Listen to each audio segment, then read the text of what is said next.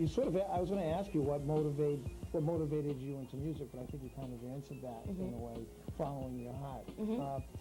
What motivates you most about your music now, the music that you write? What's your source of motivation? Independence, expression, the idea that just really independence and expression. I mean, it's the one place where there are not so many boundaries. Who are your influences musically? Sade is just my favorite. I love Madonna because I love her fearlessness and performance tactics. I love Janis Joplin, and those I would have to say. You mentioned Sade first, but what about her makes her your favorite? I love her because her lyrics are so timeless, and because she doesn't try and be like anybody else. She doesn't try and change her image. She doesn't try and reinvent herself. She's very committed to just putting out albums that fit, that really her fans are just going to get crazed about. I mean, I have every single one of her albums. When she performs, she is so on. She's just, nobody is like her. She doesn't have to like dance and do splits and have 15 different dancers. She puts her arm up once within a performance and like the audience goes nuts. She is just so elegant and so beautiful and. Yeah. Now, where did you start out with music? You mentioned school. Is that where did you start out as a professional musician? Gosh, not until a few years ago. I guess my first performance was actually in Stevenson Ranch, which is right near Valencia. Saying you have family there, and it was basically in like 1998, I guess, when I did my first thing. But it wasn't really even professionally. Like at that point, I was doing like Sade covers and Stevie Nicks covers, and I was doing little Annie Lennox songs. I was doing. Kind of like a cover?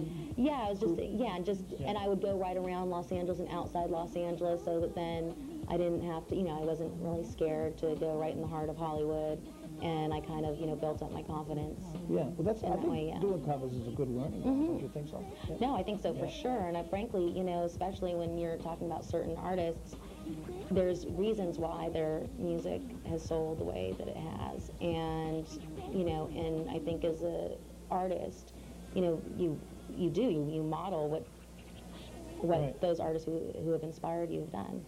Where did you first get your first, I hate to say this, quote unquote, a big break?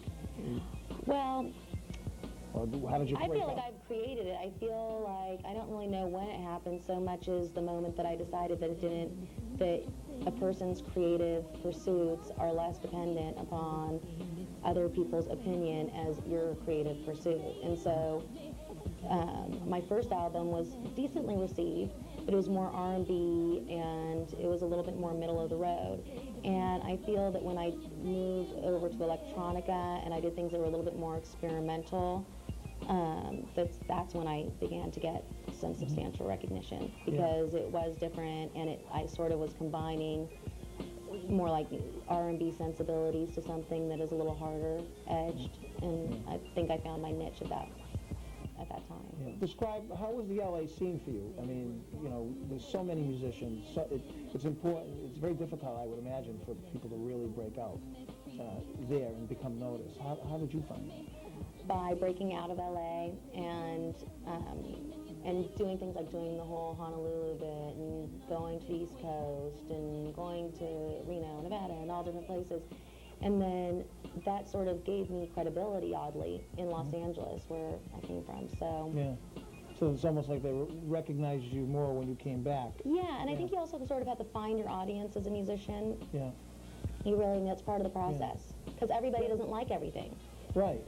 And are there many places to present you the groove tonic scene? Are there places that are really accepting of that? Well, when I say groove tonics, they're kind of like, what's that? And then when they listen to it and they understand that, that it's danceable and that, that it's likely to fit into their bill of events, then they dig it and they let me play. On this album, and we're doing this for educational purposes. Thank you so much. We're a non-profit TV station, so for educational purposes. On this album, are there any favorite tracks of yours? Any that you seem to be, more? I have three. I love all the songs, because these songs are the 11 plus 2 bonus tracks that are remixes of Under My Skin. But they're the 11 songs that I. So wait a minute, that would be 11 plus 2. That's 13, and we're shooting this at Channel 13 in Worcester. So. Sorry, that go sort of ahead. stuff does make me really happy, I have to say. Sorry, I interrupted. It's okay. So there are 3 songs that I love the most, and Under My Skin, I love them all, but Under My Skin, Spiraling, and Me More are my favorites for sure. Well, Ellie Venn, I want to thank you for being here on Video Jam, and I also want to acknowledge that sitting over to that side of us, we won't put her on camera, is Josie Mora from Hot Sauce Records, and she's been here giving her moral support to you, and she she's the vice president of Hot Sauce Records, and VP of Hot Sauce.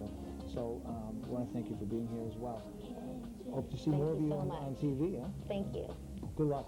You too.